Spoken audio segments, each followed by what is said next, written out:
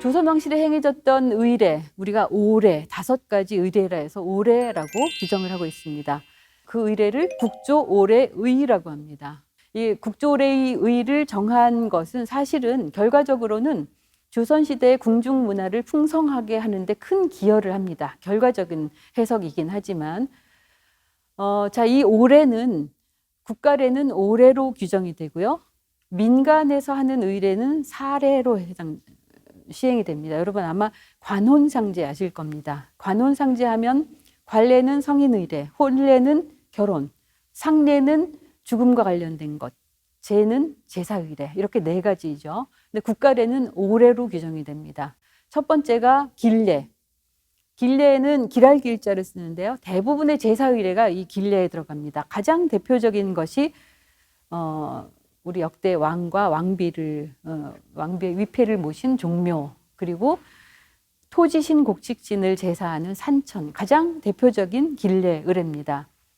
두 번째는 가례, 아름다울 가자를 씁니다. 기본적으로 성격이 경사와 관련된 것이겠구나라는 것이 드러나죠. 그래서 왕실의 관례라든지 혼례 전부 가례에 들어가고요. 예전에는 동짓날이 굉장히 중요했습니다. 동짓날에 정말 큰 의례를 행했는데 그것도 역시 가례에 들어갑니다. 또 책봉례를 한다던가 호를 높여주는 의례라든가 노인들을 봉양하는 정신에서 하는 양로연 이런 것들이 전부 가례에 들어갑니다. 세 번째로 빈례가 있습니다. 이건 손빈자를 쓰는데요. 외국 사신이 왔을 때의 접대 관련 의례가 전부 빈례에 들어가는 거고요. 네 번째로는 굴례, 군사군자를 써서 왕이 활쏘기 하는 의례를 한다던가 강무 의례라고 하는 것은 사냥 의례입니다. 그 다음에 일식이 일어났을 때 일식을 구제하는 의례를 하는데요. 그것도 역시 굴례에 들어갑니다. 예를 들면 일식이 일어났다. 그러면 일식이 있을 때는 왕은 이제 반찬수를 줄입니다. 그리고 해가 완전히 가려질 때까지 소복을 하고 엎드려서 머리 풀어 헤치고 엎드려 있어야 하고, 장학원 음악인들은 큰 북을 두고 그걸 두드립니다. 음양의 원리인 거죠. 두드리면서 해가 다시 나올 때까지 악기, 북을 두드리는 연주를 합니다.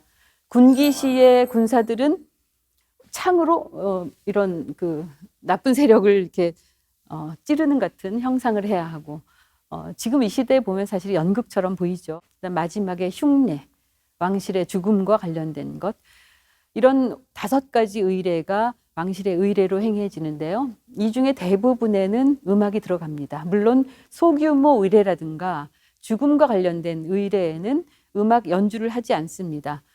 죽음과 관련된 의례에서는 음악 연주는 하지 않지만 그 대신 악대는 다 배치를 해놔요. 평소에 살아계신 것처럼 배치를 하고, 그 다음에 왕의 무덤에다가 악기를 다 묻습니다.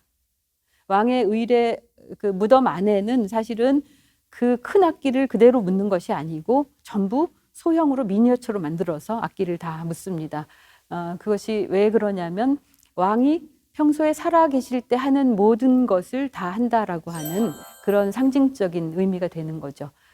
자, 이렇게 왕실의 의례 5가지 오례에는 대부분 어떤 형식으로라도 음악이 다 포함되고 연주가 됐습니다. 우리가 이제 오례와 음악이라고 하는 관계로 좀 생각을 해 봐야 될 텐데요. 왜 의례만 하지 않고 거기에 꼭 음악을 넣어야 했을까? 사실은 예와 악의 원리는 둘이 굉장히 상보적인 관계를 이룹니다. 예라는 것은 차별적 질서를 강조하는 것이다. 악은 조화적 공존을 강조하는 것이다. 그래서 차별적 질서와 조화적 공존은 반드시 상보적인 관계를 이루어야 하는 거죠. 그래서 이 의례만 있게 되면 형식에 치우치게 되는 것이고요. 악이 승하게 되면 방종에 흐르게 되는 거죠. 그래서 이 둘은 상징적인 의미로 우리가 설명을 하지만 실제 음악에서도 의례에서도 반드시 그렇게 드러내는 방식으로 연주를 했기 때문에 대부분의 의례에 음악이 들어가는 이유가 바로 그런 예학 사상에 기반한 것이다. 자, 이제 조선 왕실에서 행했던 제사 의례에 관한 내용을 보겠습니다. 제사가 정말 많았어요. 그런데 그 제사는 다 똑같지 않았고요. 규모로 보면 대사, 중사, 소사 이렇게 국조의례에서 규정을 하고 있습니다. 대사는 여러분도 잘 아시는 사직, 종묘, 그리고 종묘에 모셔지지 못한 분들을 모신 바로 옆에 있는 영령전, 그 두 가지, 세 가지가 이제 대사에 속했고요. 중간 규모의 중사, 여러분 잘 아시는 제사로는 공자와 그의 제자, 그리고 우리나라 역대 유학자들을 모셔놓은 지금 성균관대학교에 있는 문선왕, 문묘라고 하는 거, 그 다음에 농사신에 대한 제사, 양잠신에 대한 제사, 이런 건 전부 중사에 들어갔습니다. 그리고 소규모의 제사, 소사라고 하는 것이 예를 들면 영성이라고 하는 농업을 주관하는 별이 있었습니다. 그리고 노인성이라고 해서 수명 장수를 주관하는 별이 있었는데요. 그런 제사는 전부 소사에 포함이 됐습니다. 근데 지금 우리가 제사 이렇게 얘기를 하는데요. 사실은 제가 사가 다 다른 용어입니다. 일단 하늘 제사, 하늘의 영역에 있는 제사를 지내는 것은 사라는 말을 썼습니다. 그다음에 땅 제사는 제자를 썼습니다. 우리 사직 제향 이렇게 하잖아요. 제사직입니다, 사실은. 그리고 또 하나, 사람 제사, 인귀에 지내는 제사는 향이라고 했습니다. 그래서 사와 제와 향을 다 구분해서 썼다라고 하는 것을 우리가 알 수 있고요. 자, 이렇게 해서 이제 조선조의 여러 제사들의 규모, 그다음에 그런 내용들을 이제 말씀을 드렸는데, 이제 가장 대사에 해당하는 대표적인 제사, 종묘제향을 보려고 하는데요. 지금 여러분이 종묘는 다 한 번쯤 가보셨을 겁니다. 종묘에 가보면 건물이 하나죠.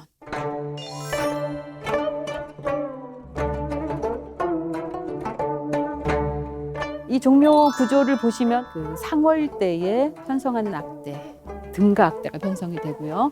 그 다음에 종묘의 뜰, 묘정이라고 하는 곳에 헌가 악대 배치합니다. 그리고 등가와 헌가 사이에 일무를 배치해서 천지인 삼재 사상을 음악을 통해 구현하고자 했습니다. 굉장히 독자적이고 독보적인 그런 제도고, 음악을 상징화해서 드러내는 그런 방식의 제사라는 걸 알 수가 있는 거죠. 15세기만 해도 굉장히 큰 규모의 악대 편성이 이루어졌습니다. 지금과는 다르게요. 그래서 우리는 15세기의 악대 편성이 어떻게 이루어졌는지를 한번 제가 15세기의 문헌을 통해서 보여드리려고 합니다. 국조 올해 설해의 종묘 헌가, 종묘의 뜰 아래, 뜰에 배치되는 악대 그 그림이에요. 저기 보시면 전부 한문으로 써 있죠.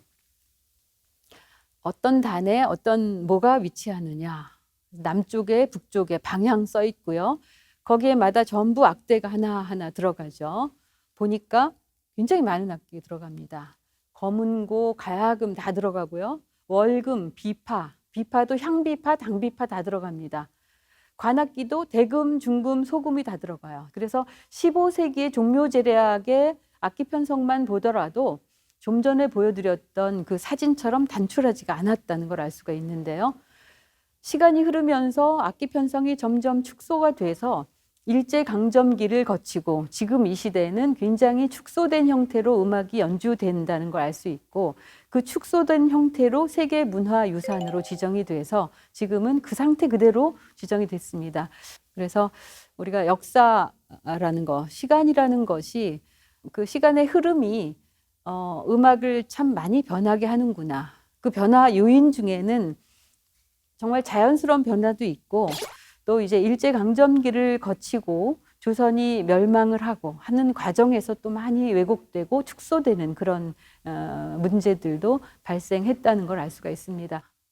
종묘제사 의례를 할 때에는 사실은 이제 제사 절차는 신을 맞이하고 폐백을 올리고 찬을 올리고 술 석잔, 초헌, 아헌, 종헌을 올리죠. 그리고 초헌, 아헌, 종헌할 때는 어떤 음악을 연주하냐면 보태평, 정대협이라고 하는 음악을 연주하는데요. 보태평은 우리 왕의 문덕을 칭송하는 내용을 가진 그런 음악이고요. 정대협은 무공을 칭송하는 내용으로 만들어진 음악입니다. 그리고 보태평, 정대협은 처음에는 세종 임금이 음악을 만들었습니다. 그런데 그것을 처음부터 제사음악으로 썼던 건 아니고요. 언제부터 제사음악으로 채택했냐면 세조 10년 1464년부터 제사음악으로 채택을 해서 지금 이 시대까지도 우리가 들을 수 있고요. 물론 시간에 따라서 조금 음악은 변화했습니다.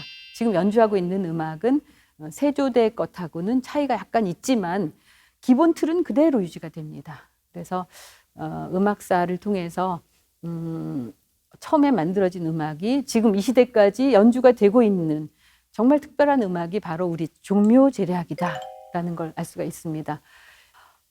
이 종묘제사에 대한 음악이 옛 악보로 지금 남아 있습니다. 영조대 서명이라는 사람이 만든 대학 후보라는 악보가 있습니다. 바로 대학 후보에 있는 보태평, 문덕을 칭송하는 내용, 그 악보고요. 신을 맞이하는 절차에서 연주하는 음악 악보를 지금 보여드리고 있는데요. 지금 현재 연주하고 있는 종묘제략의 영신희문이하고 그러면 이 대학 후보에 있는 그 음악하고 얼마나 같을까요? 다를까요? 기본적으로 주요 선율은 다 그대로 나옵니다. 그런데 이제 시간이 흐르면서 박절의 해석, 박절 구조가 달라지고요.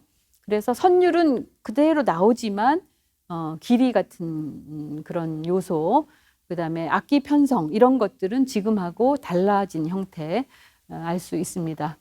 우리가 기록 문화가 정말 발달한 나라이기 때문에 어느 만큼은 다 기록으로 확인할 수 있다는 점, 그것은 굉장한 우리의 자랑이라고 생각해도 될 것 같습니다.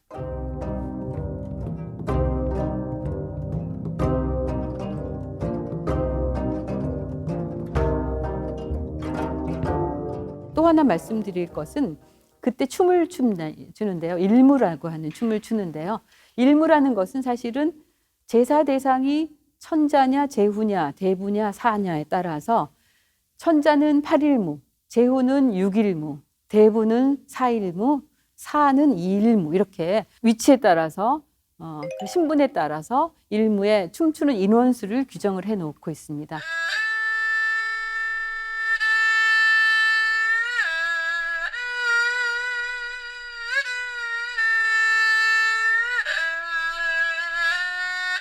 천자를 제사할 때는 8일무라고 해서 88, 64명이 춤을 추게 되고요. 제후는 6일무, 66, 36명. 그리고 밑으로 내려갈수록 4일무, 2일무 이런 식으로. 근데 일무의 인원수는 사실은 두 가지 해석이 있습니다.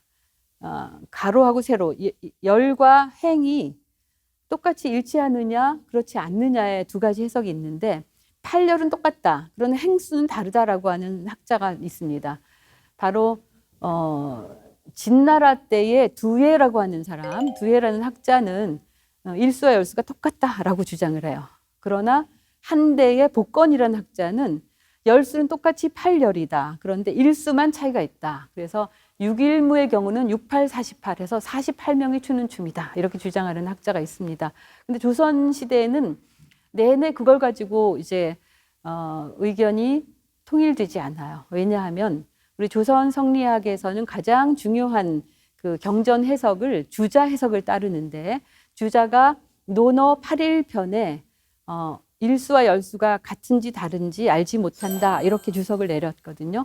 주자도 어느 것이 옳다라고 얘기하지 않았습니다. 그래서 실제 조선조에는 이 두 가지 사례가 시행이 되는데요. 아악을 연주할 때 일무는 68, 48명이 추고요. 종묘제략을 연주할 때는 66, 36명이 추는 그런 제도를 조선조에 채택해서 썼다라는 것을 알 수가 있습니다.